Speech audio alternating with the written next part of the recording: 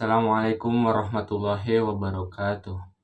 Perkenalkan, nama saya Bagus Semesta, mahasiswa Politeknik Negeri Subang dari Prodi Sistem Informasi dengan nomor induk mahasiswa 101070111. Pada kali ini saya akan menjelaskan mengenai materi isi buku Pendidikan Pancasila untuk pendidikan tinggi dengan pengarang Dr. Ujang Carda, S, SH, MH, MIP, MAP yang diterbitkan oleh PT Raja Grafindo Persada. Adapun resume dari buku ini dengan penjelasan sebagai berikut. Nah, buku ini terdiri dari 10 bab, di mana pada bab pertama menjelaskan tentang orientasi terhadap pendidikan Pancasila. Pada bab pertama terdiri dari 3 poin.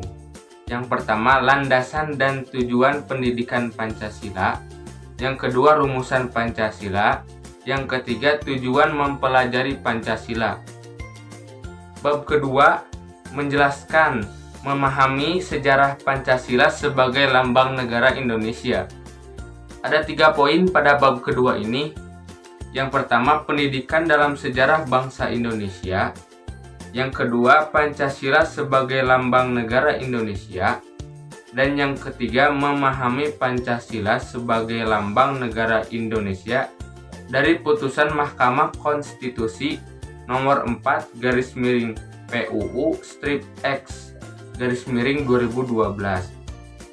Bab ketiga yaitu memahami Pancasila sebagai sistem filsafat.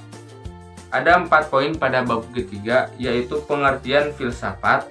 Yang kedua, pengertian Pancasila sebagai sistem filsafat. Dan yang ketiga, konsep dasar filsafat Pancasila. Dan yang keempat, landasan filsafat Pancasila. Bab keempat menjelaskan memahami Pancasila sebagai sistem nilai etika dan norma. Ada 2 poin pada bab keempat, yaitu yang pertama pengertian nilai etika dan norma, dan yang kedua Pancasila sebagai nilai dasar fundamental bagi bangsa dan negara. Pada bab kelima, yaitu memahami muatan sila-sila dalam Pancasila. Ada 3 poin pada bab kelima, yaitu hakikat nilai-nilai yang terkandung dalam Pancasila. Dan yang kedua, isi arti materi muatan sila-sila dalam Pancasila. Dan yang ketiga, refleksi nilai-nilai keislaman dalam Pancasila. Lanjut bab ke-6, yaitu memahami Pancasila sebagai ideologi bangsa dan negara. Nah, pada bab ke-6 ini ada 5 poin. Yang pertama, pengertian ideologi. Yang kedua, makna ideologi dari bagi bangsa Indonesia. Dan yang ketiga, perbandingan ideologi Pancasila dengan ideologi lain. Yang keempat, kedudukan dan fungsi Pancasila dalam tata kehidupan bangsa Indonesia. Dan yang kelima, memahami makna Pancasila sebagai ideologi negara dari putusan Mahkamah Konstitusi nomor 100 PUU strip X I _2013. Bab ke-7 yaitu menjelaskan tentang memahami demokrasi Pancasila. Ada 2 poin pada bab ke-7, yaitu yang pertama perkembangan demokrasi di Indonesia, dan yang kedua konsepsi demokrasi. Bab ke-8 menjelaskan tentang memahami hak dan kewajiban asasi manusia dalam Pancasila. Ada 4 poin pada bab ke-8, yaitu yang pertama sejarah perkembangan hak asasi manusia. Yang kedua, istilah dan pengertian hak asasi manusia. Yang ketiga, macam-macam hak asasi manusia. Dan yang keempat, memahami hak dan kewajiban asasi manusia dalam Pancasila. Pada bab ke-9 menjelaskan mengenai memahami Pancasila dalam sistem ketatanegaraan Indonesia. Nah, pada bab ke-9 ada 7 poin. Yang pertama, isi arti Pancasila dalam pembukaan Undang-Undang Dasar 1945. Yang kedua, isi arti Pancasila dalam pasal-pasal Undang-Undang Dasar 1945.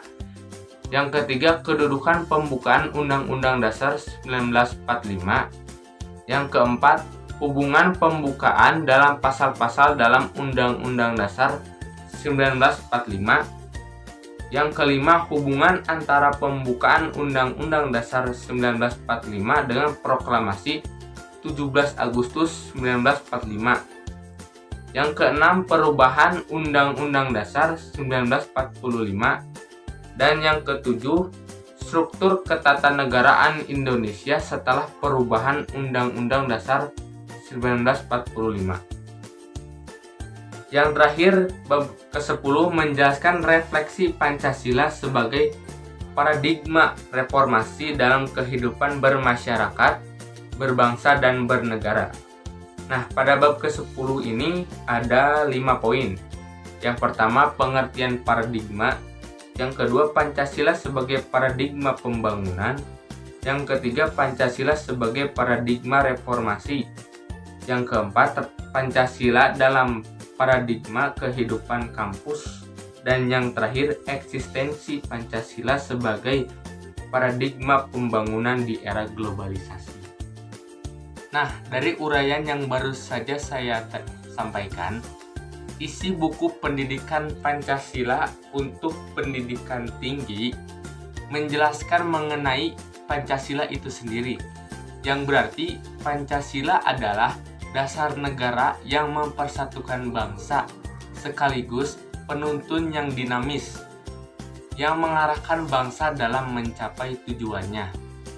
Juga Pancasila merupakan sumber jati diri, kepribadian, moralitas, dan haluan keselamatan bangsa dan negara. Demikian resume buku ini saya buat untuk mata kuliah pendidikan Pancasila. Mohon maaf apabila masih banyak kekurangan. Semoga bermanfaat bagi kita semua. Wassalamualaikum warahmatullahi wabarakatuh.